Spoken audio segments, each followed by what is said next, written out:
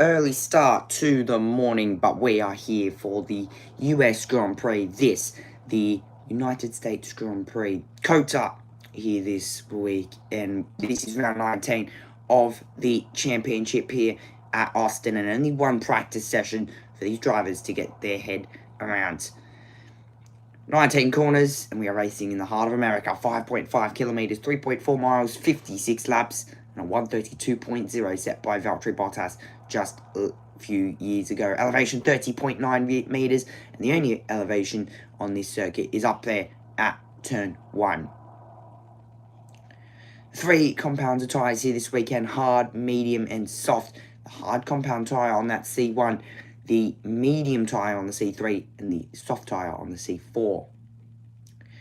It has been a little while since the hard tyre has been ran, but FP1, the only free practice session here, and it's going to be run by David Croft and friends. Always a special, exciting weekend when we come to America. But as we start that final quarter of the season, Drivers' Championship up for grabs. That just gets the pulse racing, Jensen, even more than before. It does. Juice is flowing. I love this place as well. It's such a cool track. It's one of the new tracks that really works for an F1 car. That fast-flowing, high-speed nature of the track. It's certainly, and you've driven this track as well, albeit with a target on your back and people crashing into you for a bit of a NASCAR race. But the ups and downs, the undulations, must make it memorable. It does, and everything you drive around here, it makes it feel fast. You know, you go through turn 2, which is easy flat in an F1 car, and 3, but then you get into the left-rights of sort of 4 all the way through to turn 9. And it's just trying to keep up with the track and your eyes trying to keep up with the change direction. It's really, really difficult in anything, especially in a Formula 1 car where it's down like one gear, change direction, down another gear. It's very fast, very like sort of Beckett's of Silverstone. 51 gear changes per lap here. If it's a fast track, Karun, who is going to be fastest this weekend? We had a couple of victories for Max Verstappen. We've had a victory for George Russell in Singapore. Are McLaren going to be back on top this weekend, or are Mercedes and Red Bull the challengers and the ones to be feared once again? Well, McLaren haven't won a race in 3 races. I mean, it's not what we expected to say straight after Zandvoort, but they were so dominant. Yeah. But that is exactly what's happened. I think this track will suit their car. You know, they're very, very strong, probably, we've seen this season, in those sort of 4th, 5th, 6th gear corners. And then, as Jensen said, a load of them around this track. But you also got a lot of slow corners in the middle part between 12 and 15. You got some extremely high-speed bits as well, where the Red Bull we know excels. For me, this feels like a McLaren versus Max weekend. I think all 3 drivers will be contenders. Not a George included in that. Well done, by the way, to George and to Kimi Antonelli for extending their contracts with Mercedes to race with the team for next season. Is Karun right? Karun's always right, isn't he? You should talk to my wife. She has a counter opinion on that one, to be fair. Is that what you expect? Red Bull, Max versus McLaren? I do agree, and you know, I think the funny thing is you have almost three different tracks here. You know, the first part of the track, as Karun said, is very fast and flowing. The middle sector, you've got a long straight, and then you have a really slow technical section, which kind of is. You sort of fall over yourself through that section trying to carry speed through there, and you can push a little bit too hard. It costs you a lot of time. So it's about being measured, I would say, getting a lap out of the car around here. Well, we're here in the commentary box, very near to the final corner, which has been renamed Turn 20, the Andretti corner, in honour of the legend that is Mario Andretti. And talking of legends of Formula 1, hello, Ted Kravitz. How you doing? Right back at you, Crofty. Welcome to the pit lane. Right, hold on to your hats, cowboy or otherwise, because it's about to get very busy down here. Everybody is going out, queuing up at the end. We have a green light, and we are go for the only practice session of the weekend. Just 1 hour to sort your cars out on low fuel, on high fuel, see what the tyres are doing, see what the difference is between the jump in the compounds we've already been talking about. And if you're McLaren, try to rediscover, as Karun was saying, that winning feeling from Zandvoort ages ago, back after the summer break. So it has been a long time since they won a race, and that is job number 1 for McLaren, to try and win the race, to try and beat the winner of Singapore, George Russell, the winner of the previous 2 races in Baku and Monza, Max Verstappen, to the top of the podium. That's job number 1. They'll worry about racing, they'll worry about repercussions later. Lando is actually one of the last drivers to take to the track. Something wrong with the car, he's just at the back of the queue. So Lando joins everyone at the end of the pit lane, and yeah, let's get practicing properly. This is going to be a busy one. Yeah, Jay Leno on the edge of whatever perch he's lucky enough to be occupying down in the garages, and as are the rest of us. We've built this one up. We've given you some excitement, so it's time to talk tyres. Because you know how exciting tyre chat is. C1, C3, C4. What's the point of that one, Karim? Well, the point is, they're trying to create enough of a step and a differentiator, so they're trying to encourage some strategic variance, I think, into the mix. Now, it is obviously a sprint weekend, and already it's a really complicated weekend for the engineers and the drivers to think through their allocations for Sunday, because, I mean, we get to Saturday night, and it's like, oh, wow. So much has happened already, you know, and they've got to make sure they've got the right tyres for the Grand Prix on Sunday. That's where the big points are, not necessarily the sprint. Some of it takes care of itself, of course, because we'll have sprint qualifying later today, where the tyre sets are mandated by the rules. So it takes away some of the challenges and the headaches in terms of your allocation, but it does throw up a whole load of other repercussions. It does make it tricky for the drivers, though. You know, going from a sort of a medium softness tyre to a super soft tyre in qualifying, you know, from the second part to the third part of qualifying. So you might see some cars being very quick, some drivers being very quick in the second part of sprint quali, and then struggling in sprint 3, and also the other way around. So it's tricky for the drivers to get a feel for it. Yeah, only 1 hour. Now everyone, bar Fernando Alonso and Lance Stroll at Aston Martin, have come out on the hard tyre. So the C1, which I'm thinking might be a little bit too hard and a bit too slow.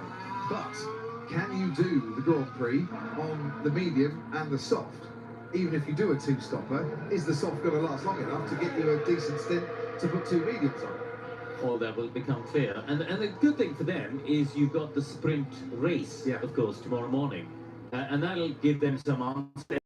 We started China in the offset. Temperature forecast to be over 31 degrees, so heat hazard has been declared. Cooling vests can be used, should be used. Well, up to you as a driver at the moment. It's not completely mandated, and the cooling systems are on the car as well. And we can go on board now with George Russell. Oscar Piastri very, very slow in his preparation for his first flying lap of the circuit, but we're on board with George Russell, heading now towards the hairpin, one of the key corners on this track. Get this, Ron Jensen, you are something of a sitting duck for the next kilometre. Yeah, you've got to really place the car well there for a good exit, nice straight exit, and then it's a long drag down all the way down to turn 12. It's a little bit bumpy under braking here. You do have a Okay, tunnel that goes under the track here. I've got to check something. I need to check if I'm actually, like, if my stream's actually still working. Oh, that's actually annoying. Okay, I've got to check something. Okay, my stream is still working. My stream is still working. Phew. Okay, we're good. So it's nice. You can see the front moving there a little bit. Exit, obviously you've got to keep within that white line, but they will be pushing the boundaries there. And this is where I was talking about. It's a tricky section that you can really overdrive the car, getting the car onto the right for this left-hander. And this is one of those corners that you can't just hammer the throttle. You do need to be a bit more gradual. And then you go through the carousel, which for these guys is easy flat. Everything else is a challenging corner. Into turn 19, bit bumpy on the brakes there. Try and pick your apex, which is tough. And not go for that gigantic white line on the exit, white line on the exit, and then through the Mary Andretti corner. So they widen the lines to try and help the drivers not go over the lines. Yeah, and we call it white wine now. White wine. Cheers to you, Jessica. Thank you, Kareem. Nobody would have noticed that if you hadn't mentioned it. Oh, they would. I think they would have. Listen, I've been watching. I've been watching the comments on the social media. Your trousers are attracting a lot of attention today. Some people think it might be a Captain Flashheart tribute, if you remember the Blackadder episode with Rick Mayall. It's the fashion. It is fashion. It's very cool. I'm sure. Well, it's cooling. Yeah, it is very cooling actually. Very airy.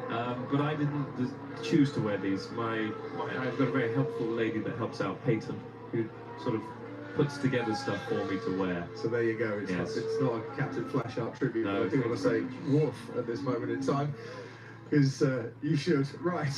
Fernando Alonso on track. Let me just point out, the Aston Martin, one of 6, yes, count them, 6 special liveries for this weekend. Some have changed dramatically. The Aston Martin, at least, is still green.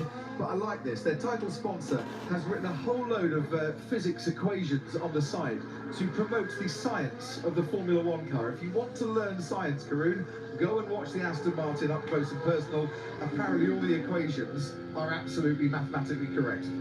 Shall I tell you a little bit about biology? Because Not really, not live on air, thank you. I wandered down the pit lane just to see all the liveries, because as you say, there's so many different. I wanted to have a look at it. And my kids called on a video call, and I was outside Racing Bulls. And oh look, the Racing Bulls are a different colour. The team tell me it's inspired by a tortoise. To which my 3-year-old said, but it's orange. Isn't the tortoise green? Yes. I didn't have an answer to that, and neither did the mechanic at Racing Bulls. So there you go. So when you see it, it's tortoise style. Liam Lawson said to BSE, it's a tortoise shell design, or it's a turtle disaster.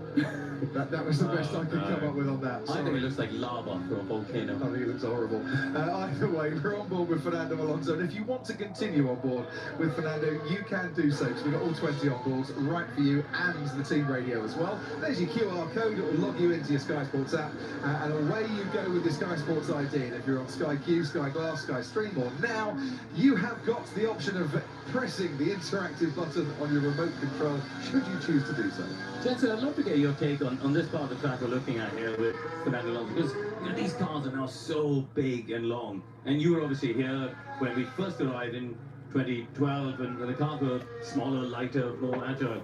That's the area where you must feel the size and weight of it, right? You do, and it's the slowest section of the track as well, so there's a lot of time to be gained or lost there. And it's the only section really you overheat the rear tyres. So making into turn 12, it's very easy to overheat the rears, and if you do, it hurts you all the way through that section. This circuit is quite forgiving in terms of tyre temperatures, with the way that the layout is, and the degradation isn't too bad apart from that section of the track. So it's a very different style of driving through here. Yeah, we're riding on board with Carlos Sainz, who, by the way, I was watching us on the video stock from last year. He was in a great little ding-dong in the section with Charles Leclerc. Yeah. Cheeky little move down the inside into 50, and we've actually seen a couple of people pull that off successfully as well. And then on this triple apex right-hander conflict. Do you remember Sebastian Vettel? Was it on the last lap, overtaking Kevin Magnussen? He'd been closing him down, went right round the outside of that right-hander. It was brilliant. Sainz, by the way, runner-up in the Grand Prix last year, had the ding-dong with Charles Leclerc in the sprint race. Charles Leclerc won the Grand Prix, Ferrari's last 1-2 finish. And their performance of late, a far cry from a 1-2 finish. The Sainz goes quickest 600s ahead of Max Verstappen. Here's a stat that you like. Do you know that Braun GP has won the World Championship more recently than Ferrari? Wow, That's why he likes that. It was 2007. Yeah, amazing, isn't it? Yeah. When you actually 18 years. 18 years. You know, it's quite something when you think of the drivers they've had, the resources they've got, all of the fans willing them on. It's quite amazing when that was pointed out to me the other day. You were at Charles Leclerc's birthday party last night. Happy birthday, Charles Leclerc. 28, I think he was yesterday. Yeah. Was he in a good mood? He was in a great mood. He was there with his friends, and Simon Lazenby was there as the star guest to give him a bit of a pep talk, which we'll see if it works, because he's now out on track, and we know Simon's a really good speechwriter, isn't he? It wasn't his proper birthday though, was it? Yesterday was? No, It's actually the day of his birth, yes, but it's not his birthday party. Oh, right. It's not really, is it? You don't have on a Thursday night before you go racing a car. Sunday night. If you can find Charles Leclerc on Sunday night, that's the place to be. I mean, there was a cake. Yeah. It was tasty. Yeah. See, Jensen, born in January, he could celebrate. Same birthday. Same birthday. Yeah, we were. Same. He's older than me, obviously, but By a couple of years, yeah. So you two have the same birthday. Is it Esteban Ocon, Damon Hill, and Sterling Moss? What does 2 pushing? What does now on the nuclear age? Yeah, mate, stuck with both times, mate. There's no both times control. It's very confusing. Sorry, apologies. That's so next year. just practicing. he might be walking around on track. What is he thinking about? Yeah, Hamlan. It's just, getting a little bit ahead of himself on that one. I assume, just trying to work out who's around him as Hamilton goes 4th fastest. Where is Isaac Hadja on the track at the moment? He's Portoletto maybe, because Yes. Sauber last year was obviously Bottas, but I mean, we're a long way into the season now where Bottas has not been in that car. There he is. Hello, Valtteri. He likes a birthday celebration as well. But yeah, Sterling Moss, Damon Hill, and Esteban Ocon, I think, all share the same birthday. September soon. 17th. Groups of great drivers, all sharing the same birthday. Isaac Hadjar on track now. What do we say about Isaac Hadjar? Kind of changed his tune a little bit in recent weeks. You know, from the young French driver that doesn't want to drive for Red Bull next season and doesn't want the promotion to, yeah, I think I'd be okay challenging Max. I think I could do that. Something going on behind the scenes that we should know about, do you think? Well, he's not driven up against Max yet in the same car, so I'm sure everyone that jumps into that car thinks, yeah, I'm going to take it to Max, I'm going to make the difference. But they don't. A lot of understeer in that car. You reckon? Low and high speed corners he was struggling, sort of 14, 15 and also through carousel and 19. So, yeah, definitely needs a little tweak to that front end. Do we think Isaac Hadjar, though, changing his tune a little bit, will be Max Verstappen's teammate for next season? Yes. Right, ends that debate then, doesn't it? And it's the sensible choice. Yes. Yeah, I think so. But I think what he's really got to be hoping and praying for is that the 2026 cars. A lot of traffic. Mate, the traffic when it's so. There was, to be fair, a lot of traffic. And that's going to be a running theme for the rest of the weekend. But he's just going to hope and pray that the 2026 cars suit a wider range of drivers. Because actually, when you go back to 21 and before, the difference between Max and his teammates wasn't that big. It's this current generation of car where Max seems to be so much better in terms of extracting performance compared to whoever's in the other Red Bulls. So that's what Isaac's going to hope for, right? The regulation change brings it back towards the other driver. Right, to Ted in the pit lane. Ted. Thank you, Crofty. Yes, down at Mercedes, where George Russell currently P10 out there. Not particularly, it seems, happy with the setup. Just came in.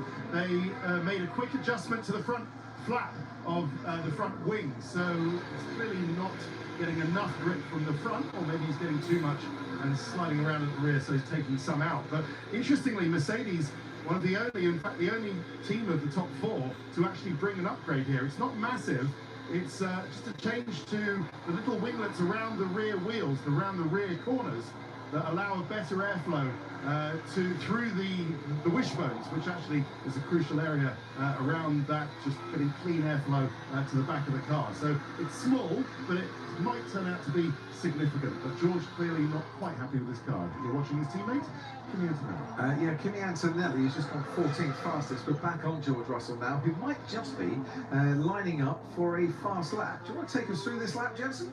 Oh yes, up to turn one. This is a short straight, but a very steep incline up to turn one. It makes braking a little bit easier. You can brake a bit later. Very difficult to pick out the apex though, because it's kind of blind over the hill. Get on the throttle, down through turn two, easy flat. Through turn three, there's a little bump at the apex and turn into turn four that caught out a lot of people last year, but it seems to be a little bit smoother this year. Through this snake, a lot like Beckett's and Silverstone, down a gear here for the left. For the right, just try and hug it as much as you can to get a nice straight exit through the left here over the curve. Full throttle, easy flat through here, down into the braking zone of turn 11, which is really tricky. It's really wide and very difficult to pick that apex. Or a little bit of oversteer on the entry, but it's turned the car nicely for a nice straight exit all the way down the very bumpy back straight. Are the bumps more than last year, do you think? Because I drove here a couple of months ago in WEC, and it's better, right, which is good. Under braking there, though, you still do have quite a lot of bumps, a lot of rear under rotation because of that. He's into turn 13, turn 14, a little bit of movement from the rear. Hope he hasn't overheated the rears too much for the exit at turn 15.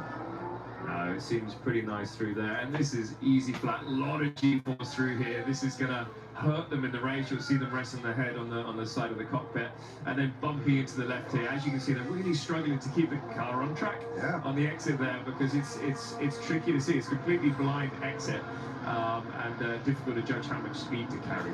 And he lost a bit of time in the final sector because he was up before then, goes a tenth of a bit behind Max Verstappen, who has the fastest time so far. Yuki Tsunoda right up there, third fastest for Red Bull. Then comes Lando Norris and Carlos Sainz. And this is the car performance from Hungary to Singapore. Now remember Hungary, Max Verstappen was 8th and a mile off the pace.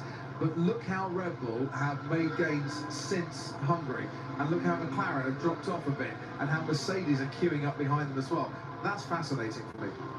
Yeah, I mean, they come through the summer break, Red Bull clearly have, and understood a bit more on how to unlock performance. Now, let's also caveat by saying that the races we've had recently are not conventional circuits. You know, Singapore, Monza, you know, they're not sort of, or Baku, they're not normal tracks.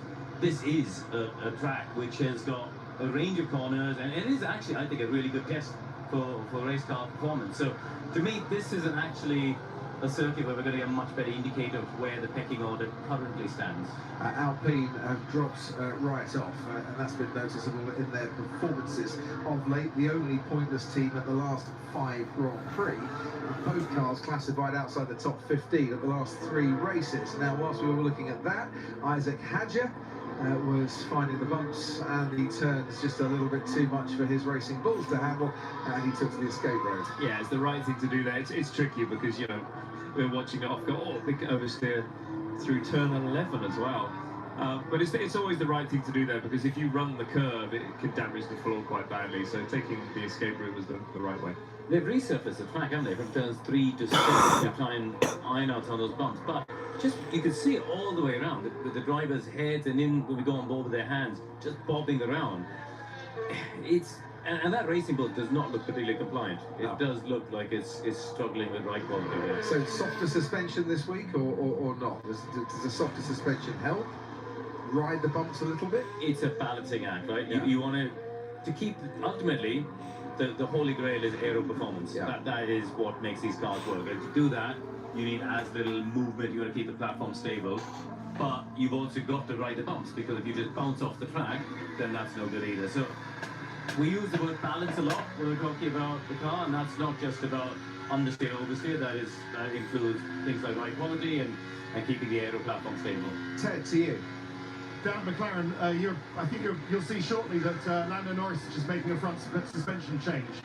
Nothing out of the ordinary, but Oscar Piastri is still on track and circulating in this opening phase of the practice session. We'll get to about 20 minutes in, and then they'll all come in and make some further changes. The only problem with this, what are the repercussions for Lando, is that we're always sort of micro-analysing things, aren't we, Crofty? When Lando came in, I was thinking, oh, is there something now? Is he coming in for some reason before Oscar?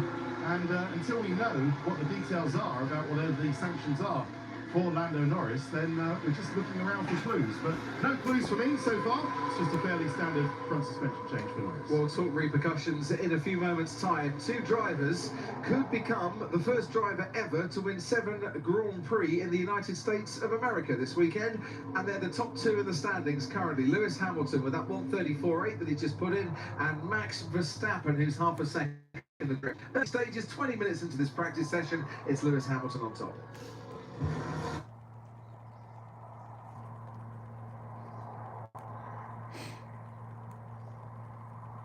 Lance Stroll's Aston Martin. And we'll hear the team radio in a couple of moments.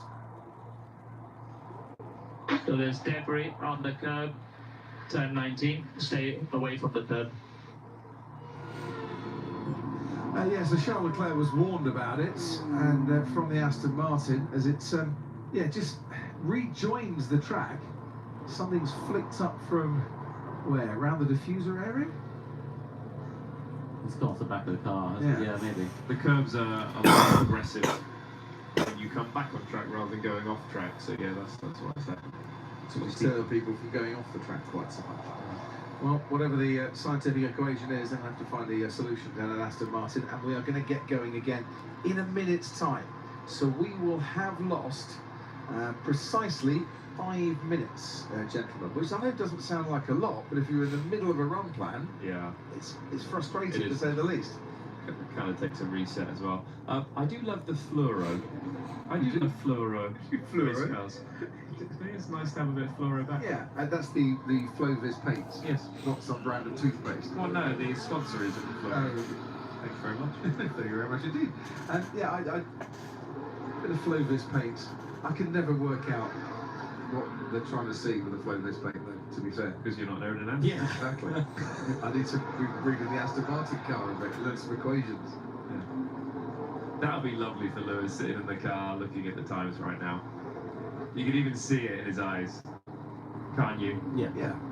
Yeah, I mean, you know, I'm fascinated to see how the Lewis Ferrari story unfolds when we get to next year, right? With the new cars, and are they a championship contender? Because you know, you come just walking in this morning, there's still so many people who rock up here at the track in Lewis Hamilton merchandise, and it's, you know, he's still the most popular driver here. If it was just crowd power, he would absolutely be on pole. It is the biggest disappointment of this season. That Lewis goes to the new team. It's finally joined up with Ferrari. You know, the stars align. It should be brilliant. It was for a sprint race in China. Yeah. And since then, well, he's not in the top 4 finish.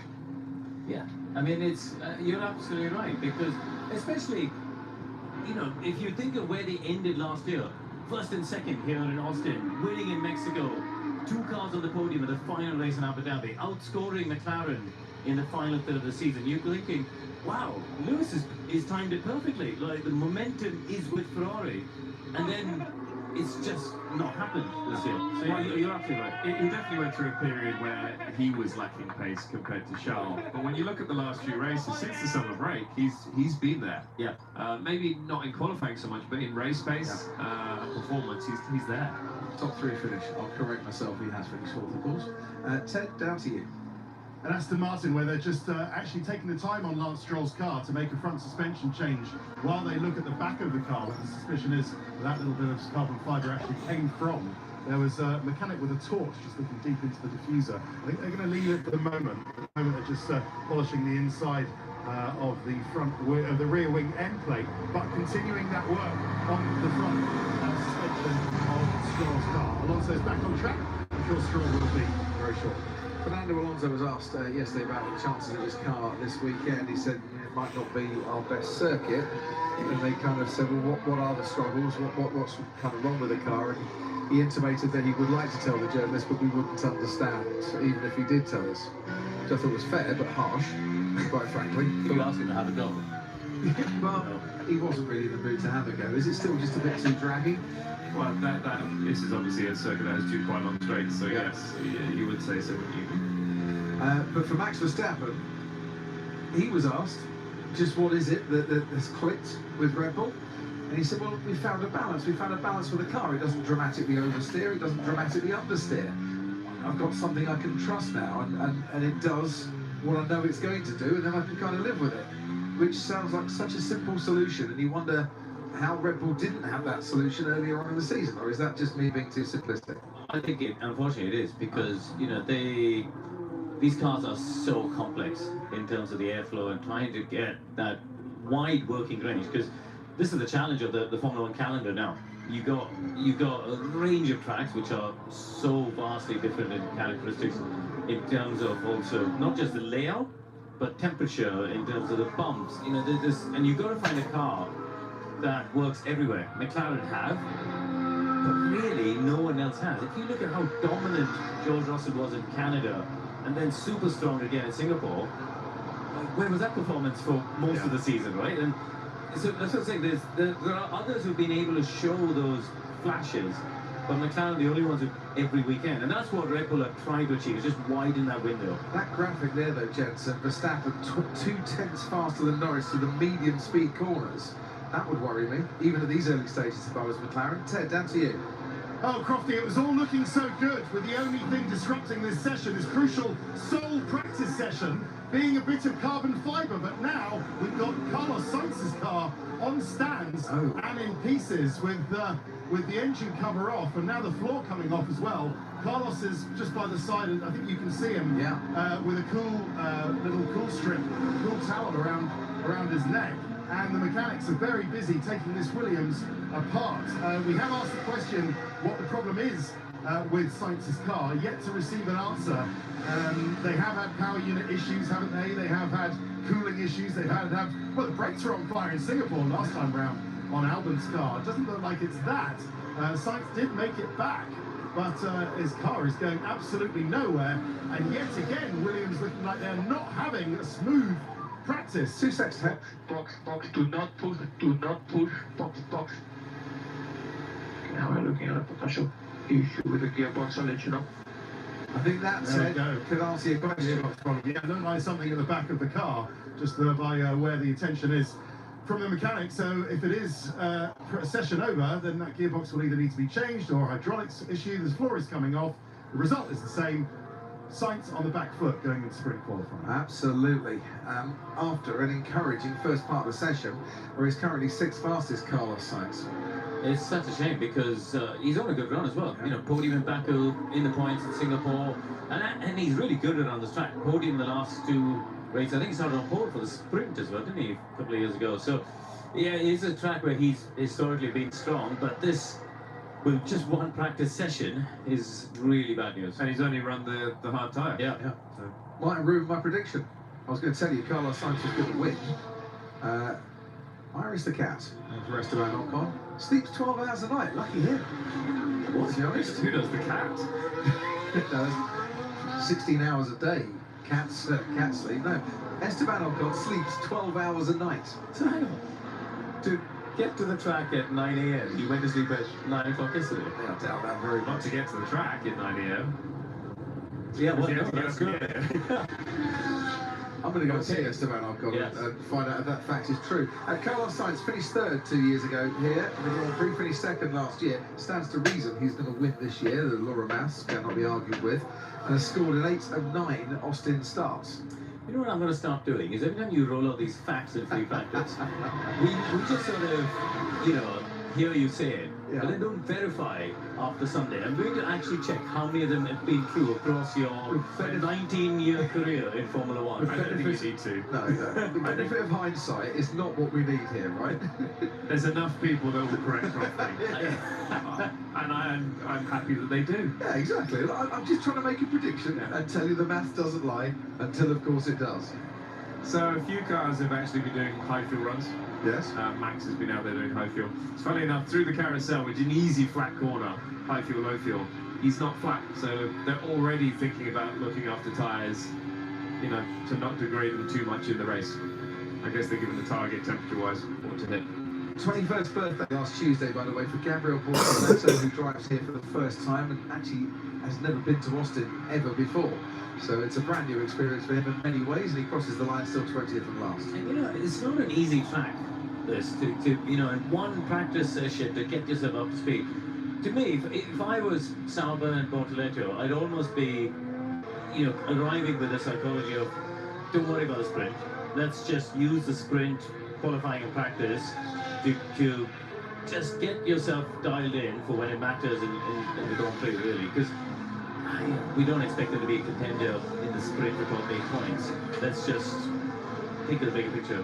Is his teammate a contender?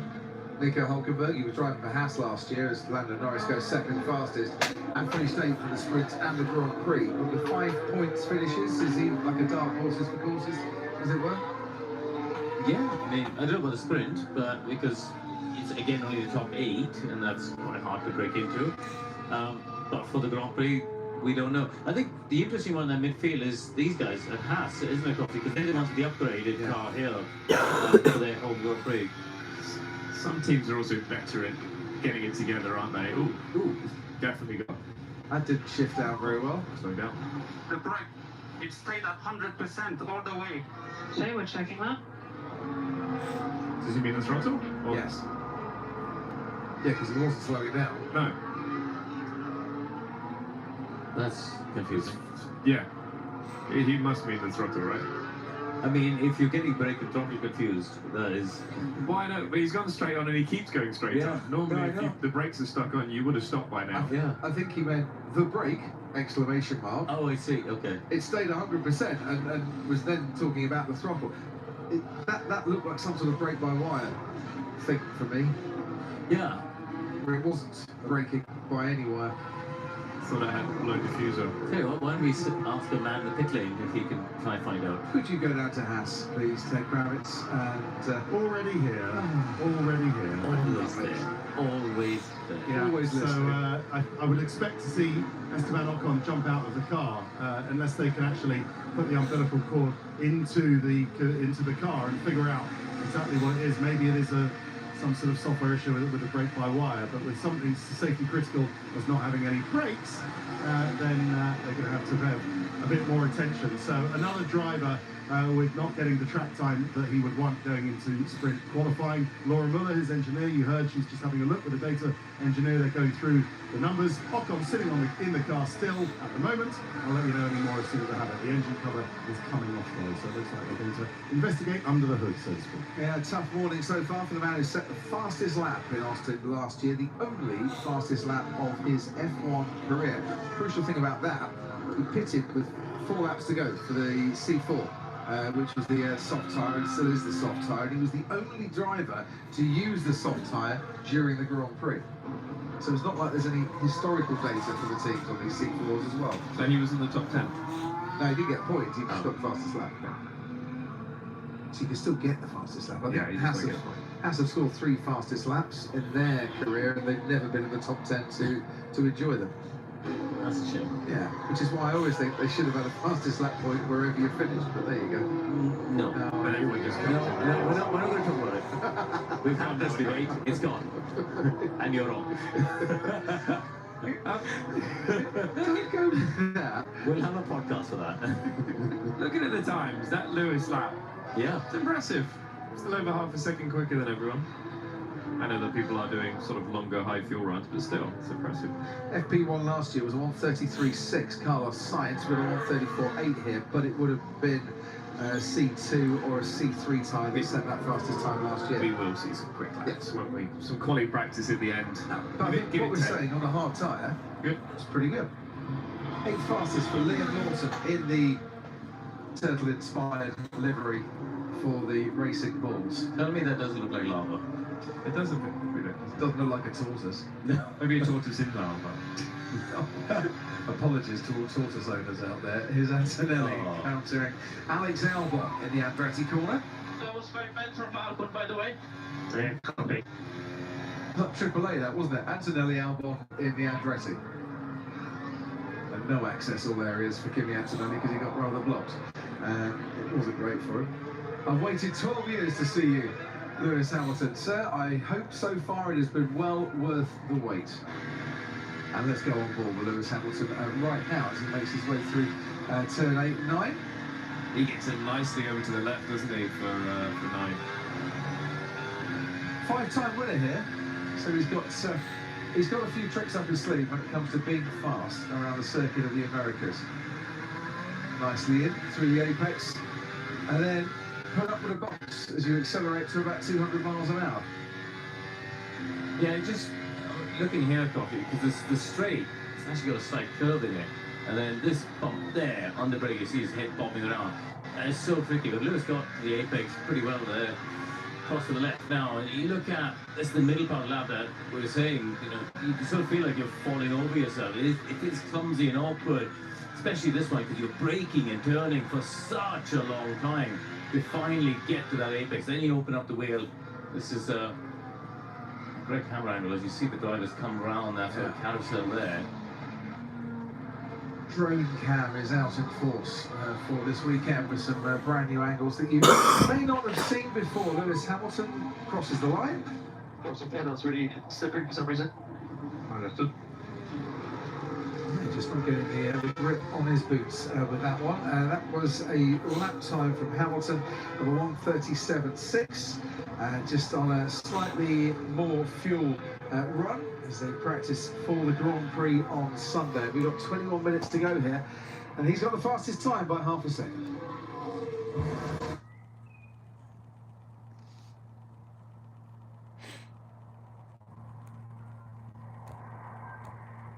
And Pitbull, the CEO, Zak Brown, is with us this weekend. Howdy, Zak. I think it's how we greet you now that we're here in Texas. Great to have you with us. Congratulations, the Constructors' Championship is all done. Should be a nice weekend of celebration, but it started out with a lot of questions about repercussions yesterday. How was your Thursday?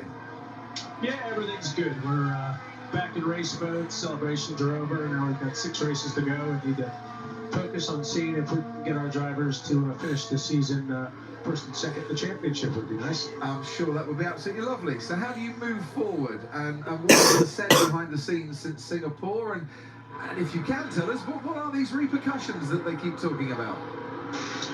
Yeah, we review, of course, every race. Lando and Oscar had a little bit of a touch there, which started the Formula 1 race is pretty manic. It was clearly not intentional, but we don't want our cars touching, so we laid out how we go racing at the start of the year, and so a little bit of sporting repercussion in lieu of what happened. So we move forward. Drivers are comfortable and they're free to race, and looking forward to a big race weekend.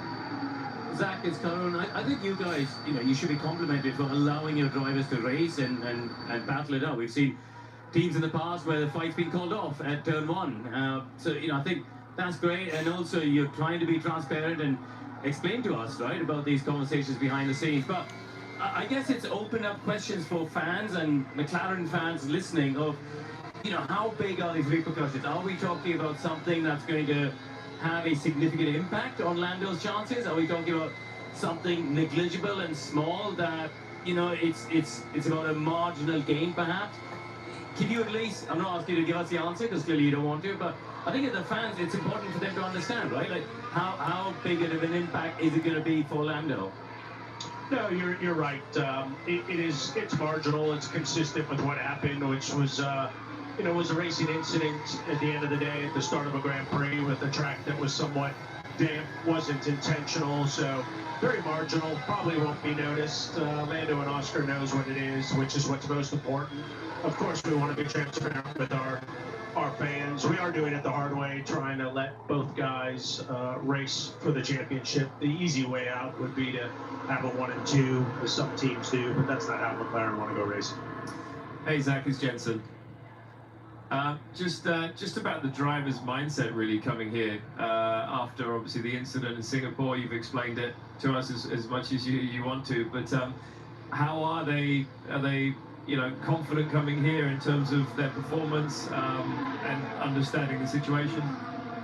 Yeah, they're in a great place. We've got such a great relationship with Oscar and Lando. I think the chemistry between them is awesome. It's great in our garage environment. So we discuss these things, we move on. They're very focused. I think we're more concerned not about our 2 drivers, but the lap times that we're seeing. Verstappen, Russell, Hamilton put down. We got some good competition for the weekend. Yeah, I want to talk to you about that, Zak, if we can. We saw a little graphic that said Max was 0.2 faster through the medium speed corners than the McLaren. Is that a worrying stat, if it's true? Yeah, Max has been awesome all year. They've had some nice developments on their car a few races ago, and he's turned those into race wins. So for those that think the championship is just between our 2 guys, I think that's very premature. There's a lot of racing to go. I think 170 plus points. So we need to keep our head down and keep doing what we're doing and stay focused on ourselves and not let the noise get in our way. So Zak, reading between the lines, you now think that Red Bull and Max in particular, of course, are a contender at every type of track? Because we were talking about it earlier, saying, the last 3 tracks are unusual ones, right? They're not normal conventional tracks. This one is. But you think they are right in the fight here as well? Yeah, definitely. I think looking at what we've seen right now, I think Max is strong for pole as anyone. As we know, that gives you a great advantage. So we'll be strong here, but I think the top 5 cars, as you see, will probably be the top 5 cars in qualifying. Expect Leclerc to be there, and Tsunoda looks to be off to a good start this weekend. So going to be an exciting race. Certainly is. Zak, thanks ever so much. We'll be back with you a little bit during sprint qualifying. If Max is looking good for pole, maybe McLaren's best hope is that 6 different pole sitters in the last 6 US Grand Prix in Austin, but pole doesn't necessarily win here or finish on the podium, and hasn't since Max won here in 2021. Yeah, a lot of strategy goes into this race, so you can still steal the win from the pole sitter here in Austin. Which one of those do you understand? It's the Aston Martin car. Drag, yeah, drag, rolling, Plus rolling drag efficiency equals engine. Yeah, so that what's that then? I have no idea. I'm the one in between the steering wheel and the engine. That's my area. Trying to combat the drag, the efficiency of the engine. Exactly. Head down goes faster. Right. So what are you pointing out on the screen there, Kareem? There's a man in And the great shirt. a mask. Yes. Man, With- lady. A lady with a mask. With a... yeah, I was just like thinking how hot it must be because they're sitting in the sun. But And it's one of those reflective ones that's supposed to keep the sun off you, isn't it? Oh, like the Mercedes jacket thing that they wear. Maybe that's Maybe that's it. from the I idea. was just thinking they must be absolutely melting. And how are conditions out there, Ted? Is it scorchio yet? Yes, it is. It's been all day, and it is literally hotting up because now we've got the qualifying simulations. And is this a change of? I saw Piastri changing his helmet, and now it seems like Lando Norris is changing his helmet as well. So maybe they want to test some kind of aerodynamic fairing on the top of these helmets or the bottom or something else. But anyway. Verstappen has just made a little change to the back of his car, his setup. So they've both now gone out, Verstappen and Tsunoda down here at Red Bull Racing on the soft tyre. Piastri goes out on the soft as well. The Ferrari on the medium, intriguingly. So it looks like they're going to practice sprint qualifying, which of course a couple of first sessions will be on that medium tyre. So that's a sensible thing for Ferrari to do. But Verstappen are about to get an answer for what Zach Brown was saying. How quick is the Red Bull round here? I think that was quite revealing. Even at this stage, Zach Brown saying, look, Max is the one to watch out for here. I suppose, reinforcing the theory that a lot of people have, that as our graphic showed a while back, skipping through on the inside there, Alex Albon, it was a touch, that, Red Bull have developed. McLaren, for various reasons, switched off development early, and Red Bull is probably now, with Max, the fastest car out there. Yeah, and also they have to worry if the Ferraris are that quick.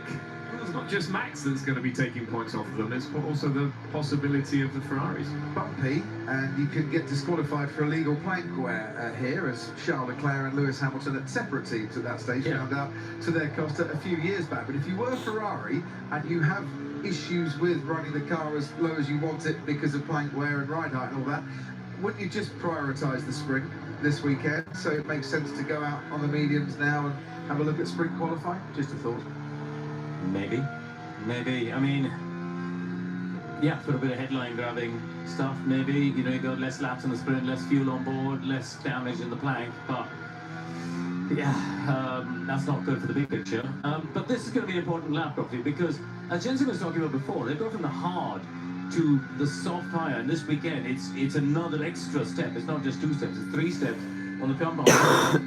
Look how slowly they did the out laps, and now this is Max's first feel of what that tyre is going to be like on this particular lap. We know he's done a 35.4 on the hard. Now let's see how much of a gain he gets on the soft. Well, take us through the rest of the lap then, please. Oh, that was edgy through there, wasn't it? The thing is, on a soft tyre in high-speed corners, there's so much rubber that's moving. It's not normally as quick as a harder tyre, but that was a very impressive first sector, the quickest of anyone. Russell goes 134.6 on the medium tyre as Max continues on his way. Yeah, but So yeah, purple first sector here from Max. He's done a 25.3. When you saw the car, it was leaning all the way through those first couple of corners. As he now makes his run down into turn number 12. Most drivers now on the medium and soft compound tyres. Leclerc over the radio. What happened? Can I shift on the 7th wasn't going in? So Leclerc, there's oil. So Leclerc with possibly an oil leak out of the back of that car. Max Verstappen though, purple through the second sector. He's gone fastest through both sectors. Tsunoda's done a 34.5. He's gone 0.3 faster than Hamilton. Lawson's gone second. He's done a 34.6. Fernando Alonso has gone purple through the first sector as well. and he's making his run through turn 13. He's a second up, that Aston Martin. Max Verstappen goes 8/10 quicker, 133.6. Well, Fernando Alonso, actually, he's almost on par with him. Up to this point, Lando Norris is on, I think, the medium compound tyres here with 7 minutes to go. Purple through both sectors at the moment. Pierre Gasly, 1 second off. He's done a 34.6 that time around. Fernando Alonso, though, breaking into turn 20. He's gone purple through both sectors. Is this lap going to be good enough? It is. It's 133.6. 900ths faster than Max Verstappen. Here's a good test. Oscar Piastri, purple through the second sector. He's gone faster than the Aston Martin at the moment through turn 18. And now making his run up through turn 19. Using all the curb on the outside. Purple, though, through the second sector as he makes his run now out through turn 20 and to the line. It is only P3 for Oscar. Still 2/10 off that Aston Martin 33.8, sorry, from those McLarens. This is Lando Norris sitting 9th at the moment. 1.7 seconds off the pace on the hard compound tyres. As he breaks now up into turn number 1 with 6 minutes to go. Lance Stroll goes 6th on that lap. Bortoleto moves up into 5th, 8/10 off the pace. Lando will be firmly focused down on the track and getting the line right, because if you slightly get wrong-footed in terms of the line at one corner, it has a knock-on effect for the next 4 or 5 corners, so super important to get that right. His first sector a little bit down from some of the others we've seen, but we've seen lots of drivers within a 10th or so in that first sector of the lap, despite Jensen having so many fast corners. They're all quite close, aren't they? Yeah, they are. The sort of high-speed part of the track is done. There's one corner after the carousel, but now it's this slow section where the car will feel very, very different. Bit of understeer through the apex there, not able to get it turned as well. Still purple in the middle sector, but it's very close with Fernando at the moment in terms of time. It looks so slow, doesn't it, through turn 15? Leclerc out. He's out of the car. Out of the car. That's bad news for Charles Leclerc and Ferrari. Lando Norris coming through. He's got Verstappen and Alonso who both move out of the way, but he goes off track. That'll be a track limit if it was qualifying.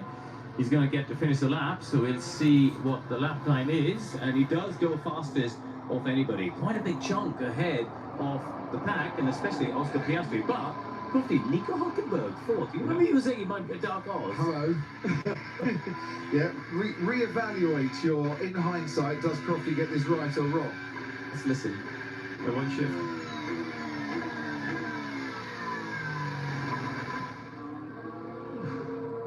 Didn't sound good. Absolutely bad news for Charles Leclerc. Back in the garage. Ted, let's head down to you quickly. Yeah, down at the Ferrari garage. So having received the dreaded "we'll get back to you" from his engineers, Charles Leclerc knew when he was being rolled back that it was something serious. He actually sat in the car for a couple of minutes while they unbuttoned the back of the Ferrari and then told him to get out. And that's another rebuild of another car. So Sainz, we've had Ocon in trouble, and now it's Leclerc going into sprint qualifying and not getting a practice. This is too ready. Is the power okay or what? Mode 4 was 2/10 of lap time. I'm waiting for feedback, but it's not okay. Yeah, that's a joke.